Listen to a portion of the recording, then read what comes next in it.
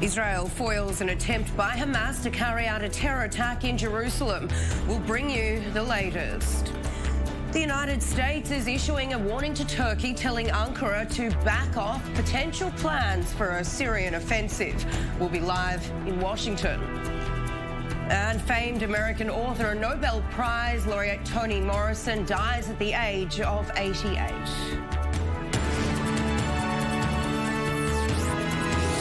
Hello, I'm Sarah Coates. Thanks for joining me. We begin here in the region where Israel's intelligence agency, the Shin Bet, says it's foiled a plot by Hamas to carry out a bombing attack in Jerusalem, uncovering a 3-kilogram explosive device the organisation intended to use. Now, it's understood the Hamas members were part of a cell stationed in Hebron and were directed to plan attacks against both Israeli and Palestinian Authority targets.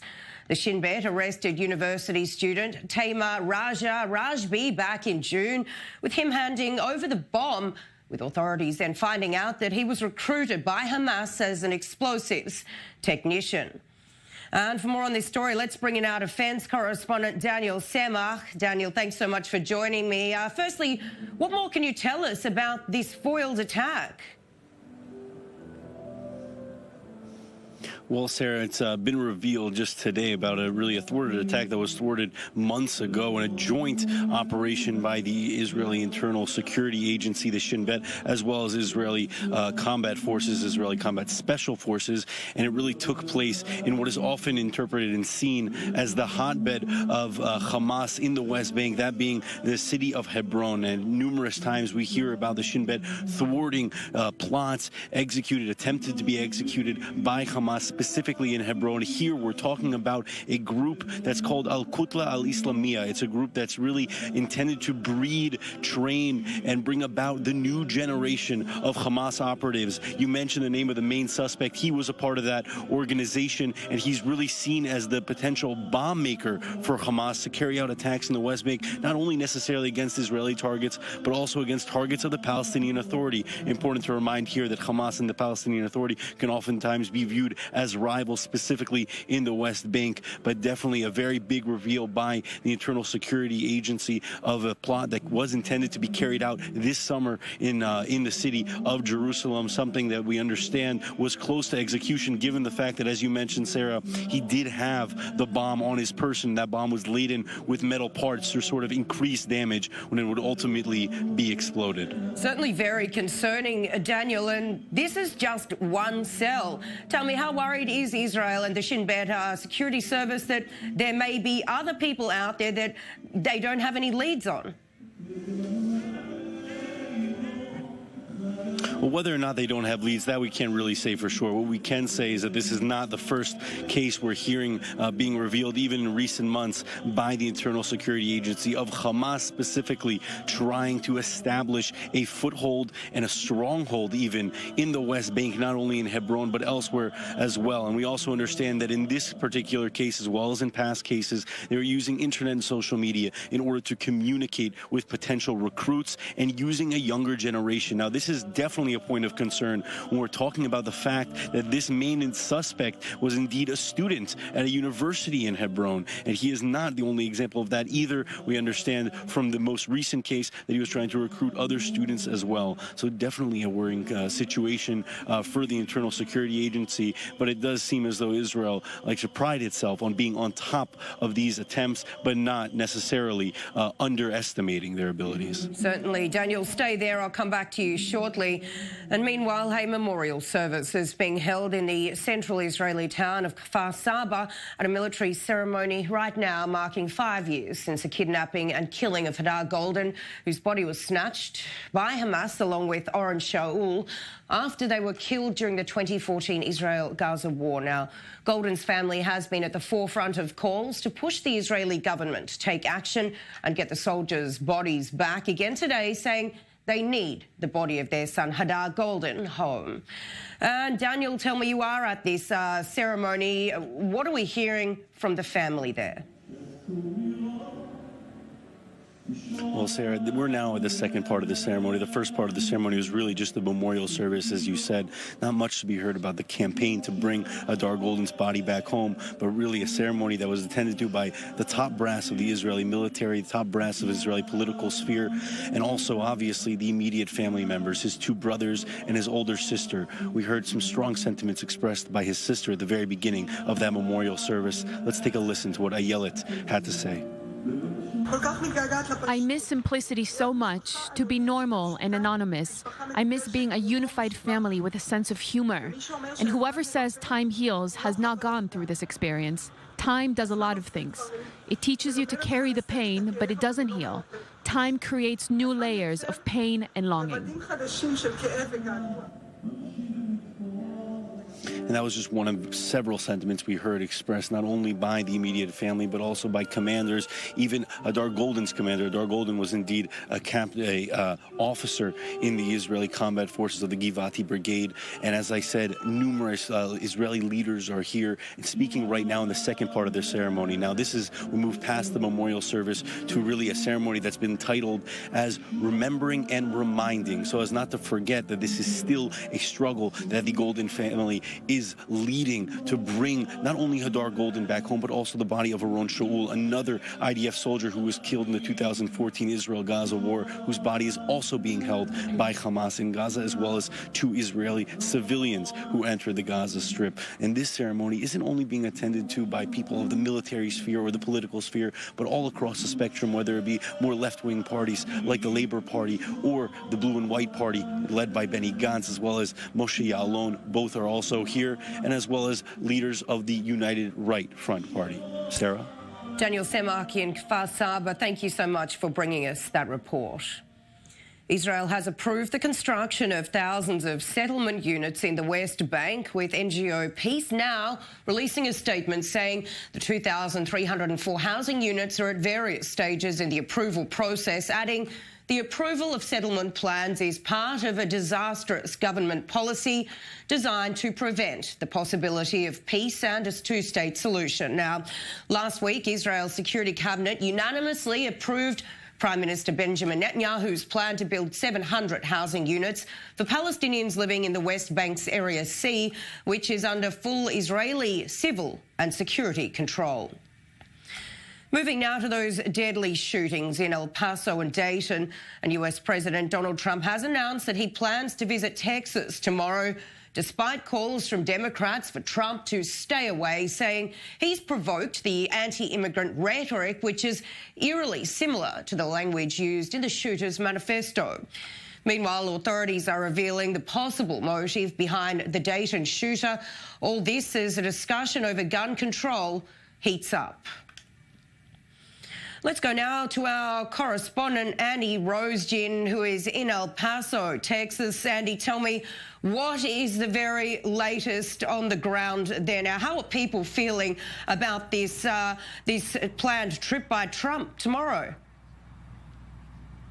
Not particularly enthusiastic, Sarah. To be honest, a lot of people are very upset about his rhetoric that he's talked about for years, in fact, that they feel target the Hispanic community, that they felt really inspired this shooter. And out here at this growing memorial outside the Walmart shooting, we can tell you there is more information about that suspect, 21-year-old Patrick Cruces. We understand now that he does have a court-appointed attorney from San Antonio, whose job undoubtedly will be just to try to keep him from facing the death penalty in his upcoming trial, if it gets to that point. We can also talk about some information that court documents reveal that he's been unemployed for the last 5 months and receiving plenty of government assistance, including food stamps, although we don't know if that had any role in any of this attack. And here at the Walmart outside, you see all the cars there. There's good news for those folks. Everybody who was in the Walmart at the time of the shooting, whether they were injured or not or killed, all those cars of theirs have been stuck in this parking lot now for almost 3 days. But the FBI is now going to start allowing people to come in to get their cars. And we've learned from Walmart that they did not have a security guard on duty. So a lot more information pouring in, Certainly. Sarah. Andy, stay with me. We are going out for a short break, but when we come back, high-level talks in Turkey as the United States warns Ankara against an offensive in Syria. Stay with us.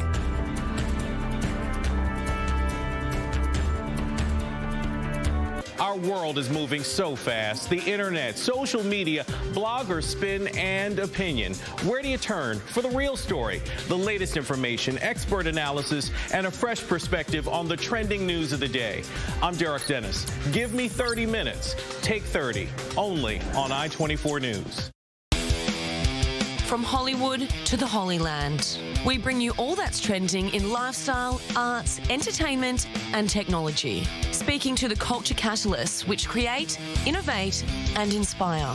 Plus, what's turning heads in the social sphere. Tune into Trending, only on I-24 News. Unflinching, outspoken, and to the point. The most complete coverage of the day's events. Weeknights, watch Crossroads for analysis, interviews, and reporting that connects us to the Middle East and the world. Watch Crossroads, 6 p.m. Eastern, only on I-24 News.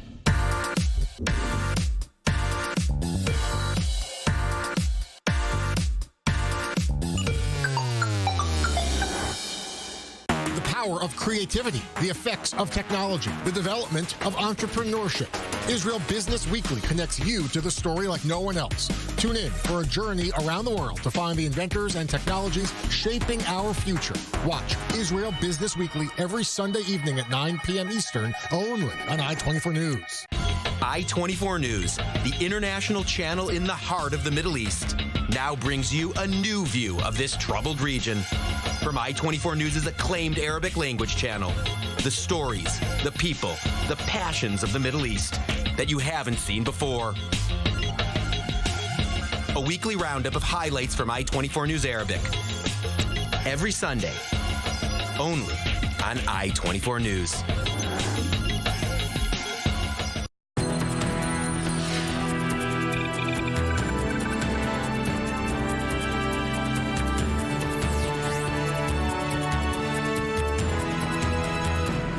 Thanks for staying with us. Let's now go back to those deadly shootings in the United States. And joining me from New York is our correspondent, Steve Langford. And we also have Andy Rosedin, who is standing by in Texas there. Thank you both so much. Let's start with you, Steve. Tell me, what are we hearing from the governor in Ohio? I understand he spoke just a little earlier.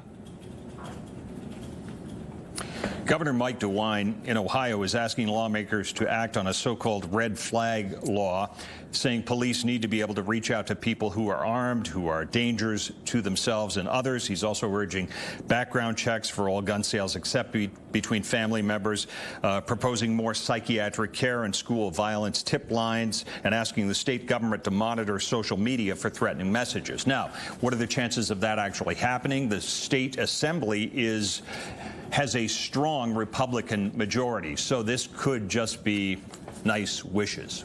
Certainly. All right, let's go back now to Andy Rosedin, who's in El Paso. Andy, I understand a memorial was held overnight at a high school there. Tell me a little bit about that and what you were hearing from some of the people in attendance. A very emotional memorial, Sarah. This was for 15-year-old Javier Rodriguez, a high school football player, and they held the memorial on the high school field where he used to play football. He was among the 22 people killed at the Walmart. There was a choir that sang there last night. There were 22 white doves that were released in honor of the victims. One of the politicians here, Beto O'Rourke, who's running for president, he spoke as well, although he did not get into the hardcore politics of it all, more just remembering Javier. His coach spoke. A very emotional scene, and this is just the start of many. Funeral homes in El Paso are offering free funeral services for these 22 victims, and there are so many more yet to come now that all those have been identified. And here at the scene, where this has become the epicenter of this memorial, people are just showing up one after the other, making this pilgrimage here to remember those who lost their lives. And Andy, we know that the suspect in that case there in El Paso was apprehended by authorities, with prosecutors there seeking the death penalty. What is the very latest? What more are we hearing from authorities? Well, they're saying basically that this young man came here. They're putting out a timeline of what he did. They say he ate a lunch before he started shooting here. They say he drove here 11 hours from his home in the Dallas area and that he got lost in this neighborhood, apparently trying to find the Walmart. And once he got in, of course, we know that the shooting started. Beyond that, he did have a court appearance early on Sunday morning, but that seems to be just a routine court appearance. Again, prosecutors say they are going to really push for the death penalty here. And in Texas, they don't mess around with this. They will likely get what they want, to be honest. And in the meantime, President Trump arrives tomorrow, as you said. An advance team of his has shown up at one of the hospitals here where the victims who are still in the hospital remain. There are about 10 victims left in the hospitals in the worst shape, from critical to stable condition. A lot of people here don't even want to talk about the suspect, just about those victims. Certainly. All right, let's go back now to Steve Langford. Steve, tell me, what is the very latest with the investigation there, in Ohio, rather? Nothing official yet on the motive, but Governor DeWine says that the Dayton shooter clearly showed antisocial behaviors, and the Dayton Daily News has reported that friends of the suspect report that the suspect allegedly brandished guns unexpectedly, talked about shooting up a college bar, and that others had been concerned about him and his bizarre behavior for years, even reporting him to police. All right, Steve Langford there in New York, Andy Rosegen in El Paso, Texas. Thank you both so much for the update. Moving on, a Nobel laureate, Toni Morrison, known for exquisite tales of Black America in books such as Beloved and The Colour Purple, has died at the age of 88 in New York. Now, she was the first Black woman to receive the Nobel Literature Prize, awarded in 1993. The Swedish Academy hailed her use of language and her visionary force. Her novel, Beloved, in which a mother makes a tragic choice to murder her baby to save the girl from slavery, won the Pulitzer Prize for fiction in 1988. US President Donald Trump is once again slamming Google, saying it worked to subvert his 2016 campaign for the White House, saying that he's watching it very closely with the 2020 race in full swing. Trump reposting tweets accusing Google of very illegal acts, but he's not giving any evidence, with no formal charges announced. Last month, Trump met Google's chief executive at the White House with US Treasury Secretary Steve Mnuchin, then saying Trump and himself were assured that the search engine's work with China has been very, very limited. High-level meetings in Ankara between Turkish and US defence officials as Washington is looking to negotiate a deal to keep Turkey from attacking in the northeast of Syria to push back US-allied Syrian Kurdish forces.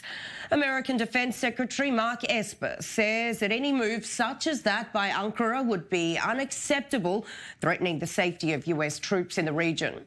Hundreds of American soldiers are stationed east of the Euphrates River in northern Syria, working with the SDF, including the Syrian Kurdish fighters from the YPG, which Turkey considers a terrorist organisation. Esper telling reporters that the US is trying to work out an arrangement which takes Turkey's concerns into consideration, adding, "I'm hopeful we'll get there." We've been heavily engaged with the Turks with regard to their security interests in northern Syria. Clearly, we believe any unilateral action by them would be unacceptable. And so what we're trying to do now is work out with them an arrangement to address their concerns. And I'm hopeful we'll get there. Moving now to the growing tensions between Iran and the United States, and Iranian President Hassan Rouhani says Tehran will hold talks with the US if it lifts the crippling sanctions against it. These comments from Rouhani after meeting with his top diplomat, Mohammad Javad Zarif, with the president also accusing the United States of committing acts of economic terrorism for blocking food and medical imports. In response, the US ambassador on disarmament, Robert Wood, says Iran simply needs to make up its mind to decide what it wants to do. Rouhani also promising the mother of all wars against anyone who wages war against the Islamic Republic. He also has some comments regarding the recent seizing of a British oil tanker. Here's I-24 News defence correspondent Jonathan Regev with the story. The United States and Iran on the brink of war for months, with both sides blaming each other for the hostility. And today, the Islamic Republic sent out a very clear warning. Peace with Iran is the mother of peace, but war with Iran is the mother of all wars. In a speech aired on state television, Iranian President Hassan Rouhani saying that Iran is open for negotiations, but one condition must be met before it happens. If the U.S. really wants to talk, they should lift all sanctions before anything else.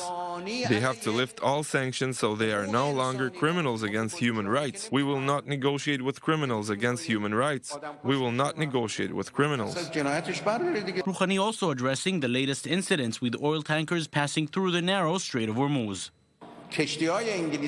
British ships ignored our warnings several times before. They used to breach regulations. Well, sometimes we look the other way, in times of peace or friendship. But why should we look the other way today? Security for security. A strait for a strait. Strong rhetoric on one hand, but never crossing the line on the other. It seems as if Iran and the U.S. as well may want to talk about the mother of all wars, but not to actually fight it. And for more on this story, let's bring in our correspondent Shayna Stulin in Washington, D.C. Shayna, thank you. Tell me, are we any closer to the two sides coming to the negotiating table here? That's the big question, right? You have Iran's president today giving this speech where he presents both the carrot and the stick to the United States, that Iran is still open to talks, but that if the U.S. goes to war with Iran, it'll be the mother of all wars. And we've heard something similar from the U.S., too. The President Trump, has said that he's interested in talking to Iran, but that if he's forced to go the military route, it's going to be very, very painful for Iran. So is the U.S. and Iran any closer to talking? Well, there are reports now that Rand Paul, a senator, a Republican close to President Trump, an isolationist who wants to get the U.S. out of the Middle East, he was given permission to meet with Javad Zarif, Iran's foreign minister, when he was in New York last month, to give Zarif an invitation from the White House to come talk to Trump. That was turned down, and a few days later, or later that month, rather, Zarif was slapped with sanctions from the administration. And foreign policy experts say if the U.S. is serious about talking, why would they then slap sanctions on Iran's top diplomat? Sarah? Shayna, as you mentioned, we are really seeing Iran quite emboldened here with Rouhani coming out to say that it would be the mother of all wars, and also another seizure of a tanker this week. Tell me, what kind of moves from the White House would be enough to lower these tensions? Well, we heard in his speech, he says he wants all sanctions removed in order to talk to the U.S., and that's a non-starter. The U.S. has been very clear that sanctions are not going to be removed and that they're willing to talk to Iran with no preconditions, but for a deal to be signed, Iran has to start behaving like a normal country, and there's a long list of 12 conditions for Iran to start behaving like a normal country. But we are seeing, when we're talking about tankers being seized in the Strait of Hormuz, and that's that key waterway where a lot of the world's oil passes through, and there's a lot of concern now about it because Iran is being accused of, well, they are seizing tankers. They're also being accused of attacking or sabotaging tankers. The U.S. has been trying to create this international coalition to protect tankers. Now the U.K. has said they're going to join U.S. efforts on that. We're now waiting to see if other countries will be joining as well. Shayna, stay with me. Let's go now to the ongoing trade war between the United States and China. And US President Trump says that he wants a trade agreement with Beijing, but is stressing it must be the right deal. White House economic advisor Larry Kudlow coming out to say on CNBC today that the president is defending the American economy against a lot of unfair trading practices. Just last week, Trump announced another round of tariffs on China, prompting reaction from Beijing, which then cut imports of American agricultural products. And Shayna, we're also hearing the president labelling China as a currency manipulator. Tell me, what's been the reaction to that in Washington? Yeah, look, concerns are that this trade war between China and the U.S. is now expanding from a trade war to a currency war, with the U.S. now labeling China as a currency manipulator, and it could have far-reaching global consequences. We already saw yesterday markets around the world just cratering, although today U.S. stock markets have been rebounding. And the president, though, seems very confident that the U.S. economy will do well. And look, U.S. officials, long before the president came into office, have been complaining that China has been manipulating their currency for unfair trade advantages. But Republicans, they're worried because incumbents do well when the economy is doing well. And they're worried that the president is taking steps that may hurt the economy, and that could ultimately hurt Republicans in the next election. Sarah? It certainly could. Shayna Astulan there in Washington, D.C., thank you so much for the update. Moving now to India's decision to revoke Article 370, which was in place to give Kashmir and Jammu special status. And as India's House of Parliament is meeting to ratify the bill, a security lockdown in the disputed region of Kashmir continues. Already, the upper house has approved the bill with a 2/3 majority. The Indian government has deployed thousands of troops on the ground in the region, with the government also shutting off communication, including phone lines and internet. And that is all we have time for this edition of i24 News, but we are continuing to bring you all of the breaking stories, so do go ahead and visit us online, i24news.tv. I'm Sarah Coates. Thanks for watching.